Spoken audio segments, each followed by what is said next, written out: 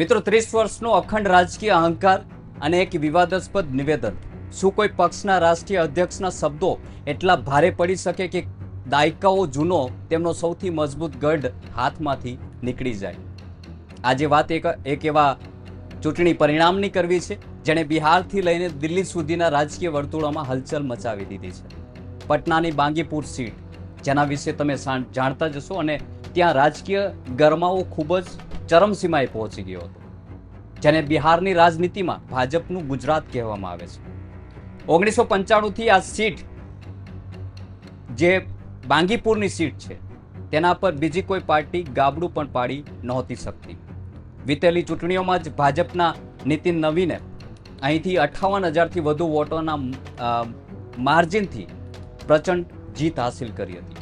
પરંતુ જ્યારે નીતિન નવીન રાષ્ટ્રીય અધ્યક્ષ બન્યા અને આ સીટ ખાલી થઈ ગઈ, ત્યારે જે થયું તેની કોઈ કલ્પના પણ નહોતી કરી. ખાસ કરીને ભાજપે પણ કલ્પના નહોતી કરી.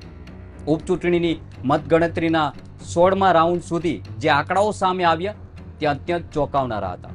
પ્રશાંત કિશોરની જન સુરાજ પાર્ટીના ઉમેદવારે લગભગ 9,000 વોટોની એવી નિર્ણાયક લીડ બનાવી લીધી, જેને પાર કરવી ભાજપ માટે લગભગ અશક્ય લાગતી હતી અને ખૂબ જ અશક્ય હતી. પ્રશાંત કિશોરના ઉમેદવારને 31,000થી વધુ વોટ મળી ચૂક્યા છે, જ્યારે ભાજપ ઘણો પાછળ છૂટી ગયો હોય તેવો પણ નજારો મતગણતરી દરમિયાન જોવા મળ્યો હતો. પરંતુ અચાનક કેવી રીતે બન્યું તે ખૂબ જ વિચારવા જેવો સવાલ છે, અને ખાસ કરીને આ સવાલ અત્યારે રાજકીય એક્સપર્ટના મનમાં ફરી રહ્યો છે. રાજકીય વિશ્લેષકોનું માનવું છે કે આની પાયાની ઈંટ મુકાઈ હતી એ વિવાદાસ્પદ નિવેદનની છે, જ્યાં વિરોધ પ્રદર્શન કરી રહેલા યુવાનો અને નવી રાજકીય લહેરને વાયરસ અને કોકરોચ જેવા શબ્દોથી સરખાવવામાં આવ્યા હતા. એવો દાવો કરાયો હતો કે કાર્યકર્તાઓ આ કોકરોચોને સાફ કરી દેશે. પરંતુ બાંગીપુરની જનતા, જે શહેરી છે, ભણેલી ગણેલી છે અને જેને ભાજપની સૌથી પાકી વોટ બેંક માનવામાં આવતી હતી, તેણે આ નિવેદનને પોતાના સ્વાભિમાન પર પ્રહાર સમજ્યો. જે સીટ પર મુસ્લિમ મતદારો નહિવત છે, એટલે કે કદાચ મુસ્લિમ મતદારો પણ નથી, અને જે ભાજપનો અજય ગઢ હતી, ત્યાંના કોર મતદારોએ ચૂપચાપ પોતાનો મૂળ બદલી નાખ્યો. પરંતુ આ તો માત્ર શરૂઆત હતી. અસલી ખેલ તો જંતર મંતરથી લઈને બિહારના રસ્તાઓ સુધી ફેલાયેલો હતો. શું રસ્તાઓનો આ જન આક્રોશ જ્યારે ઈવીએમ સુધી પહોંચે છે, ત્યારે મોટા મોટા રાજકીય ગણિત ધ્વસ્ત થઈ જાય છે. બાંગીપુરમાં જે થયું છે તે માત્ર એક ચૂંટણીની હાર નહોતી, પરંતુ આ એ યુવાનોના ગુસ્સાનો પડઘો હતો, જેને સત્તાના ગલિયારામાં સતત અણદેખ્યો કરવામાં આવ્યો હતો, અથવા અનદેખો કરવામાં આવ્યો હતો. જ્યારે જંતર મંતરથી લઈને પટનાના રસ્તાઓ સુધી યુવાનોનું આંદોલન ઉભરાઈ રહ્યું હતું, ત્યારે એ ગુસ્સાની મજાક ઉડાડવામાં આવી હતી. પાણીના ફુવારા અને વોટર કેનન વચ્ચે જ્યારે યુવાનો રસ્તા પર ડટેલા રહ્યા, ત્યારે એ આક્રોશને માત્ર સોશિયલ મીડિયા, રીલ્સ અને મનોરંજન માની લેવામાં આવ્યું.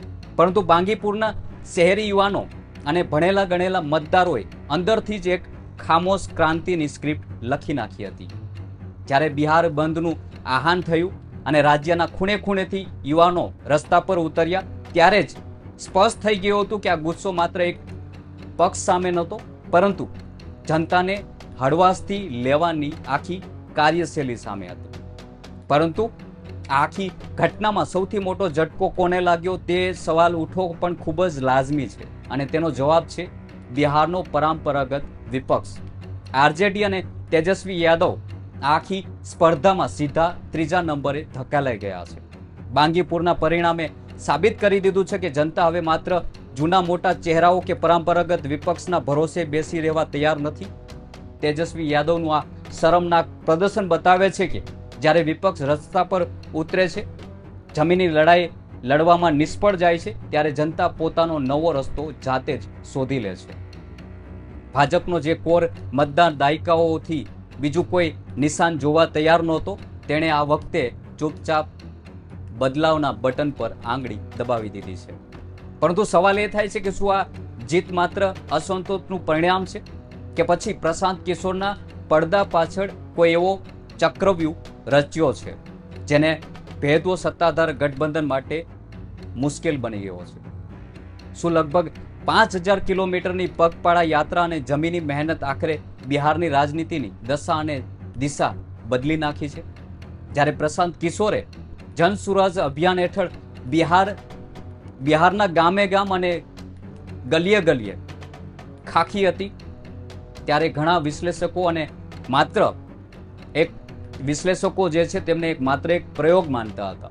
પરંતુ બાંગીપુરની આ ચૂંટણીએ બતાવી દીધું છે કે જ્યારે કોઈ નેતા 80 રૂમમાંથી બહાર નીકળીને રસ્તા પર પરસેવો પાડે છે, ત્યારે જનતા મોડી વહેલી પણ એ મહેનતનું ફળ ચોક્કસ આપે છે. ચૂંટણીથી બરાબર પહેલા પ્રશાંત કિશોરે એક બહુ મોટું નિવેદન આપ્યું હતું.